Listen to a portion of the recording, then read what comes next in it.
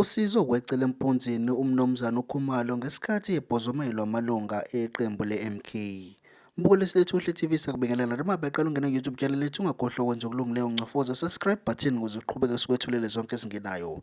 Kanti manje sikuyiphathele ke udaba ke oluthela basematheni nokudaba ke olungeluhle, udaba ke oluveza ukuthi loyo ongumnumzane uKhumalo nobe yilunga eliqavile eqembini le-MK umkhonto wesizwe uSizwe ucela empunzini ngesikhathi ke amalunga aleli qembu esho kumsobosela ngaphandle kwenkantolo. Sokhumbula ukuthi namhlanje loyo ongumengameli wakuleli uMnumzane uJacob Zuma kanye ke naye ke uKhumalo bebeyovela enkantolo kuyokhulunywa ke udaba ke oluthinta ke indaba yeqembu. Njalokho namhlanje ke bekulindeleke ukuthi ke loyo ongumengameli wakuleli nophinde ke abe ubuso aphinda hole iqembu le-MK ubeyovela ke enkantolo ngodaba ke oluthinta ke ukuhola kweqembu le-MK, nalapho khona ke uKhumalo nanye nabameli bakhe bafake isicelo enkantolo sokuthi bayacela ukuthi ke loyo ongumengameli wakuleli uMnumzane uJacob Zuma akhishwe eqembini ngoba iqembu lasungulwa ke nguKhumalo.